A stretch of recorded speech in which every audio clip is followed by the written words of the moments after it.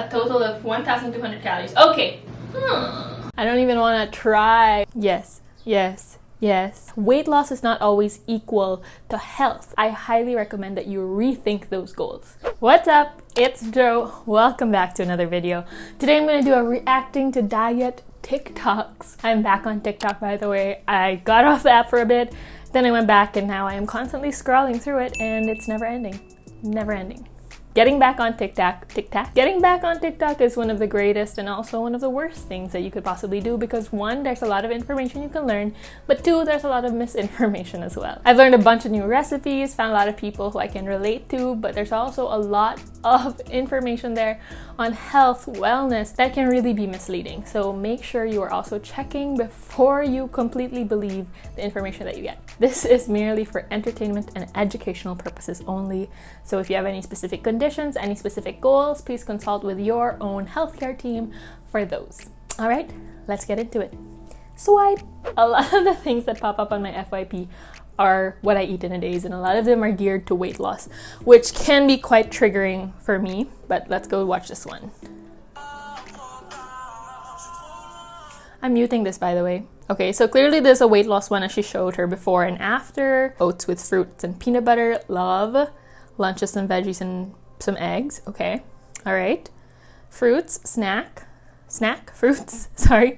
And then protein shake, chicken breast, and fruit. I think one of the things you have to take note of as soon as you see one of these what I eat to lose weight videos is that what they ate from the beginning of their weight loss journey isn't necessarily the same thing that they're eating right now. Usually there's a transition phase, getting to know your body, getting to know what you want. So just because you jump into what they're eating right now doesn't mean you're automatically and instantly going to see the results they're going to get. Especially because everybody is different and everyone has very different needs. But jumping back into the video is, I love the breakfast. I wish we had more affordable strawberries around the area, but usually it's really expensive or not that good. And yes, there's oatmeal in the beginning, but I would recommend maybe a little bit more rice or maybe some bread in those meals for a little bit more satisfaction and also for more balance. Post-editing video, but I just saw the post of this TikTok video and said that what I eat in a day, no rice edition. So just take note of that. This was intentionally a no rice, what I eat in a day. Another what I eat in a day, of course. A total of 1,200 calories. Okay, trigger warning, guys. Okay. Oh, but there you could see she's having rice, which is nice. I mean, just to show that you don't have to be afraid of rice, of course. And there's a donut. I don't know how old she is. I don't know her height. I don't know who she is.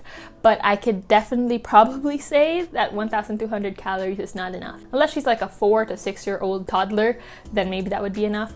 But even in a weight loss journey, you don't have to be consuming 1,200 calories. Why? It's really, really low. Information out there will probably tell you to lose weight, you gotta take 1-2.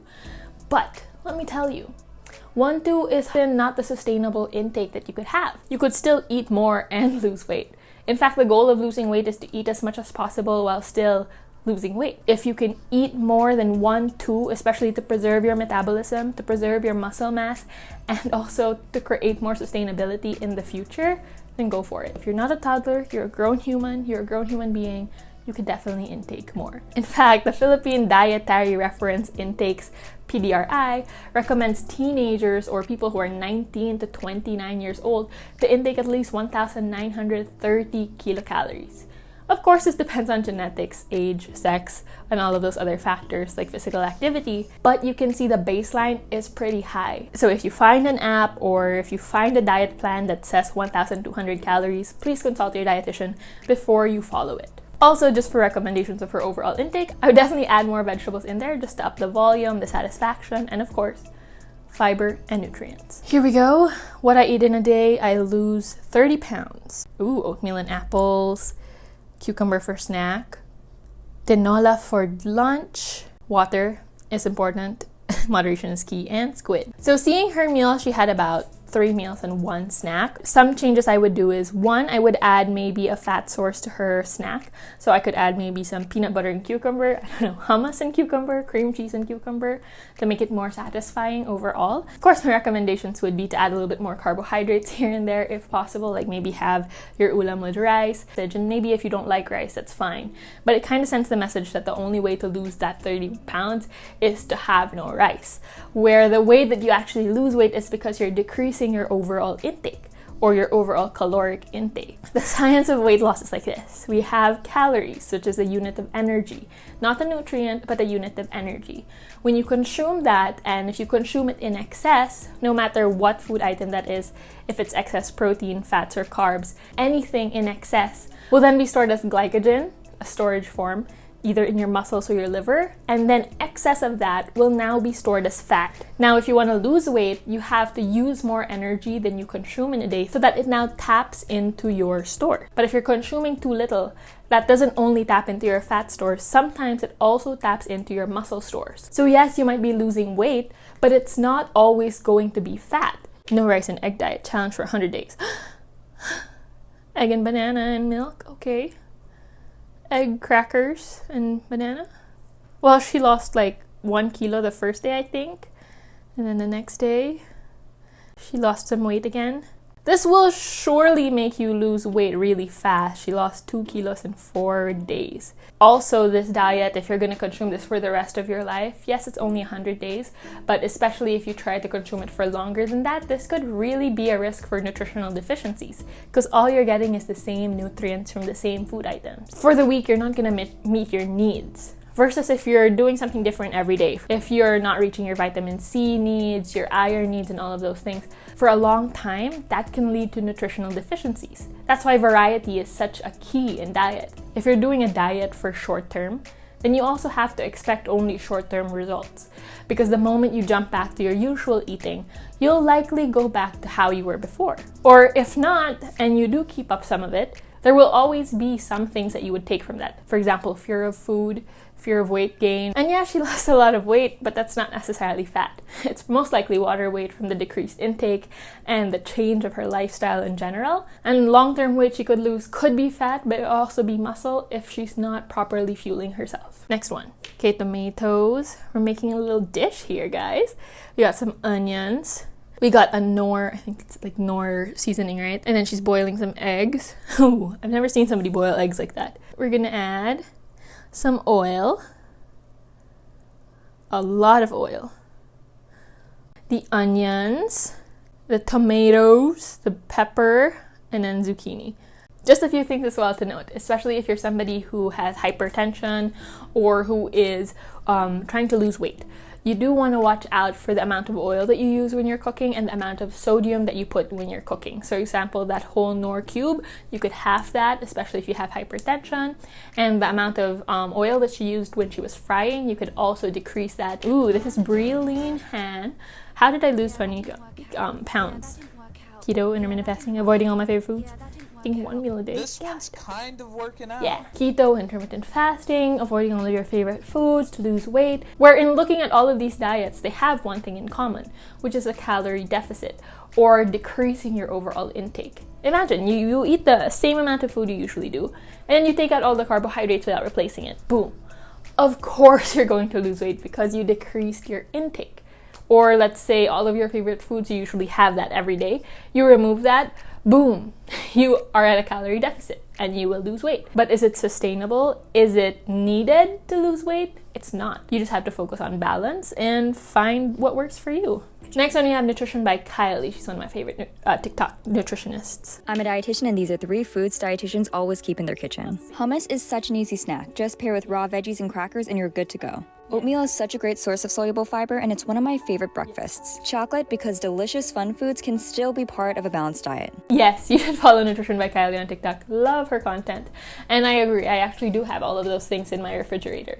Hummus, not so much because it's not the most easily accessible in the Philippines. Like, you can't easily find that in the grocery. You can, however, find a lot of Instagram shops selling hummus, and they're just so good. And you can add them on salads, on bread, on anything. Get some hummus, guys. And chocolate. Like, Come on. I honestly cannot end the day without having something sweet, and that's usually chocolate. It's easy to get and eat. And people always ask me if I cut out my favorite foods or if I have sweets every day or something, and legit, I really need to have something sweet every day. Not so much of it, just a little bit of it, sometimes a lot, but you know, most of the time, I just need a little bit. Best diet for fat loss.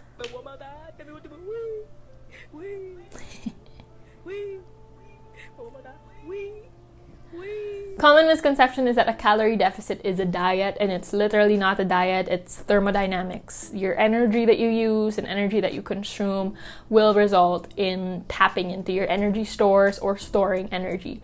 It's not a diet or anything like that. It's just in terms of amount that you're consuming for your body. But you also have to know what is a caloric deficit for you. Welcome back to the series where I compare two similar foods to see which is the healthier choice. Today we're comparing honey and agave. Raw honey can contain antioxidants and minerals that can be beneficial for our health, whereas agave tends to be more processed and not as nutritious. That being said, I'd say honey is more nutritious, but the most important thing is the amount of sweeteners you have, not the type. So I love this one just because I get a lot of questions. What's better, white rice or brown rice, coconut sugar or brown sugar? And if you look at them in general, there's not necessarily something that's better. It depends on your specific goals and your specific needs, and I need to know your case in that sense. For example, white rice versus brown rice. Let's say, what's your budget? What's your usual intake? And do you prefer white rice every once in a while? You can also mix those two if you want to have the bit of both worlds. Or you could also make sure that you're pairing your rice with your fiber, your fat, and your protein to help you manage your blood sugar levels. It doesn't really matter the specific food item. It more likely matters the overall amount that you're consuming, whether that be in sweeteners or in fats or in protein or anything like that. My snatched waist secrets. Okay. Fiber smoothies. Celery, peeled kale, purple kale, peeled lemon. Sorry, romaine, cilantro. Okay, mango. Ooh, I want mango.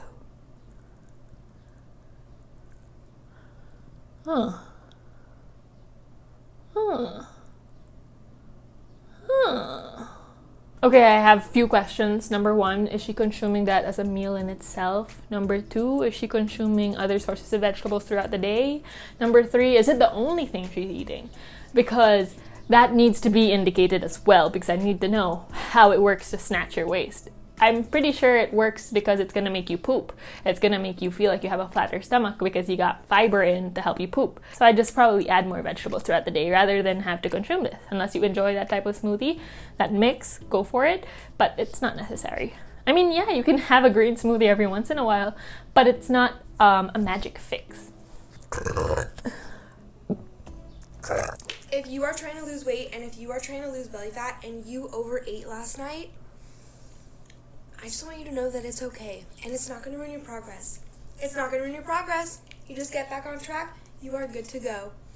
Yes, too many times have we stopped our journey or fitness path because we made one mistake. You have one slice of cake and you're like, oh, let me just throw in the towel and eat the whole cake and start again tomorrow. It doesn't have to be that way because you can have that slice of cake, enjoy it, and move on. What would be worse than having the cake is always constantly feeling guilty about having the cake or constantly thinking about how bad you were for having the cake, because that's going to take toll in your whole relationship with food and yourself and all of those things. And if you overate last night, it's not automatically going to turn into fat. It's not going to automatically ruin your progress. Treat it as if nothing happened and go back to your regular patterns. You'll be fine. If you are starting your fitness journey going into 2021, please stop scrolling and listen to this. Don't fall for any gimmicks. Don't fall for the weight loss, fast, quick secrets. Eat this, not that. This workout for abs in 2 weeks. Cut out this food forever to be skinny. I lost 25 pounds in 3 days. Don't fall for it. I want this year to be the year everything sticks for you. Promise you, the only way to get real results is 1. A flexible, sustainable, nutritious, balanced diet filled with enough calories to keep your body going, and an exercise program that is fun and sustainable for you, that you can do consistently, and that you can add in more challenge to keep getting stronger. If you're really looking for a quick way to lose weight and you're gonna associate weight loss with health, but you're looking for the fastest way to do it, I highly recommend that you rethink those goals, because likely you're just trying to lose weight for aesthetic purposes and not at all health reasons. Because if it were health reasons, you would look at a more sustainable path rather than looking for the quickest, easiest way to lose weight.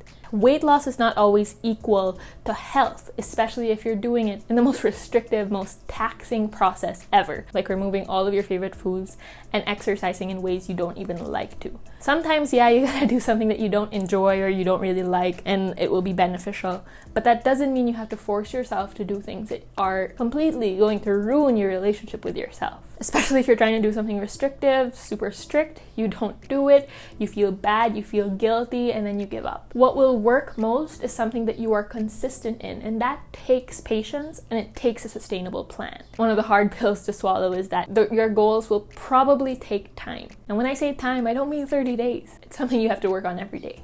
Signs that you may need to improve your relationship with food. Okay. Yeah. I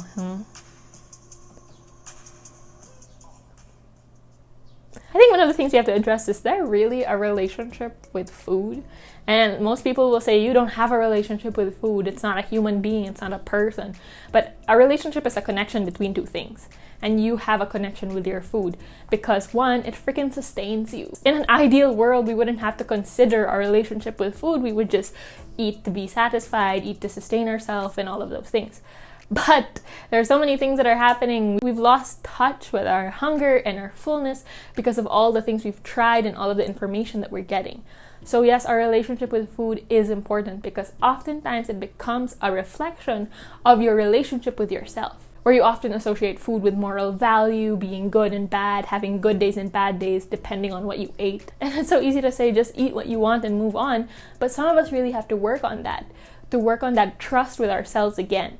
Because your relationship with food does matter, especially if it's hindering your relationship and your growth with yourself. How to diet on a holiday. Holidays cause stress and anxiety because they ruin progress. I don't feel guilty about indulging. I'll get back on track after my meal. One meal, guys, one day, it will not ruin your progress. And if you're enjoying your food, you're enjoying the moment, the memories you're making, and go for it. Do it. Sure, you gained a few pounds over the holidays. That doesn't necessarily mean it's fat. That doesn't necessarily mean it's going to stick with you forever. But if you try so hard to get rid of it by cycling back into restrictive, binging type of tendencies, then it's going to be harder to go back to usual. So just chill, keep those memories, and go back to your usual routine. How to lose weight.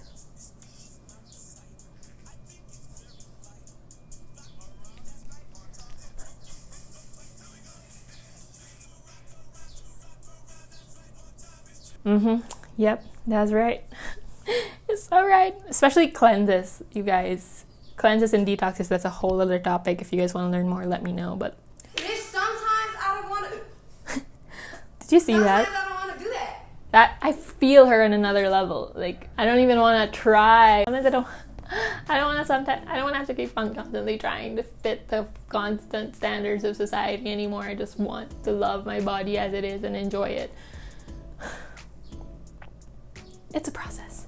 So this is the last thing I'm going to react to.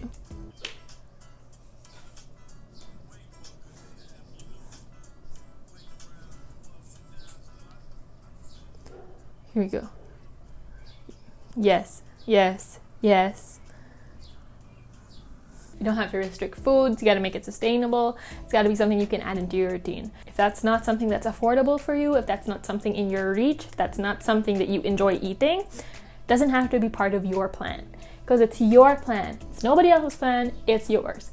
Okay? And something sustainable is something that you can do for the rest of your life. And it doesn't mean that you gotta eat the same thing you're eating now, but your flexibility will allow you to have around the same diet for the rest of your life. My throat is done and this video is pretty long, so I'm gonna end it right here. If you want another reacting to diet TikToks, let me know in the comments below.